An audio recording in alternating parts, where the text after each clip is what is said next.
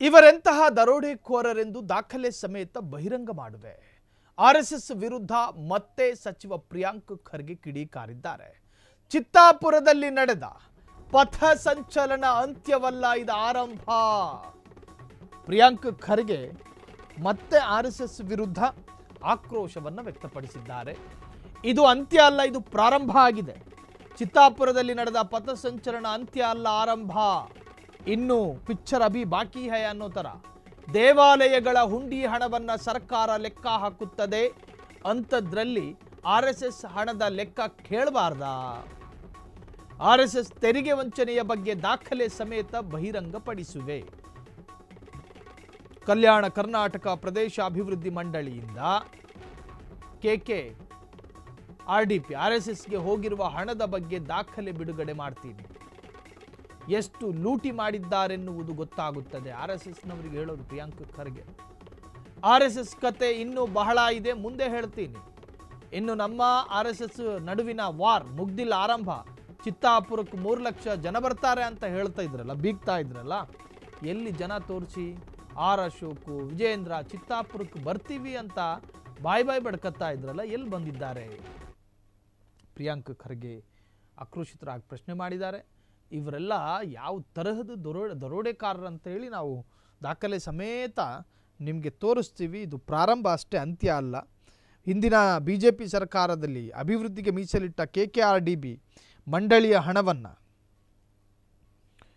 ಕಲಬುರಗಿಯಲ್ಲಿ ಆರ್ಎಸ್ಎಸ್ನವರು ಲೂಟಿ ಮಾಡಿದ್ದಾರೆ ಎಂದು ಸಚಿವ ಪ್ರಿಯಾಂಕ್ ಖರ್ಗೆ ಗಂಭೀರ ಆರೋಪವನ್ನು ಮಾಡಿದರು. ನಗರದ ಜಿಲ್ಲಾಧಿಕಾರಿಗಳ ಕಚೇರಿಯಲ್ಲಿ ಸುದ್ದಿಗೋಷ್ಠಿಯನ್ನು ಉದ್ದೇಶಿಸಿ ಮಾತನಾಡುವಂತಹ ಸಂದರ್ಭದಲ್ಲಿ ಒಂದಷ್ಟು ವಿಚಾರಗಳನ್ನು ಕೂಡ ಅಲ್ಲೇ ಪ್ರಿಯಾಂಕ್ ಖರ್ಗೆ ಅವರು ಹೇಳ್ತಾರೆ. ನಿಮ್ಮ ಹಾಗೂ RSS ನಡುವಿನ ಅಂದರೆ ಪ್ರಿಯಾಂಕ್ ಖರ್ಗೆ ಅವರ ಬಳಿ ಕೇಳಲಾಗುತ್ತೆ, ನಿಮ್ಮ ಮತ್ತು RSS ನಡುವಿನ ಸಂಘರ್ಷ ಇಲ್ಲಿಗೆ ಮುಗಿಯುತ್ತಾ ಅಥವಾ ಇನ್ನೂ ಇದೆಯಾ ಅಂತ. ಆಗ ಹೇಳ್ತಾರೆ, ಇದು ಪ್ರಾರಂಭ ಆಗಿದೆ ಅಷ್ಟೇ, ಇನ್ನೂ ಮುಗುದಿಲ್ಲ, ಪ್ರಾರಂಭ ಅಷ್ಟೇ. ಇದೀಗ ಪ್ರಾರಂಭವಾಗಿದೆ. RSS ನೋಂದಣಿ ಆಗಿಲ್ಲ. ಒಮ್ಮೆ ನೋಂದಣಿ ಆದರೆ ತೆರಿಗೆ ವ್ಯಾಪ್ತಿಗೆ ಬರುತ್ತದೆ. ಇವರು ಗುರುದಕ್ಷಿಣೆ ಎನ್ನುತ್ತಾರೆ. ಆದರೆ ನೋಂದಣಿ ಆಗದ ಸಂಘಕ್ಕೆ ಗುರುದಕ್ಷಿಣೆ ಕೊಡುವವರು ಲೆಕ್ಕಗಳು ಕೂಡ ಆಡಿಟ್ ಮಾಡಬೇಕಲ್ವಾ ಅಂತ ಹೇಳಿ ಕೇಳ್ತಾರೆ.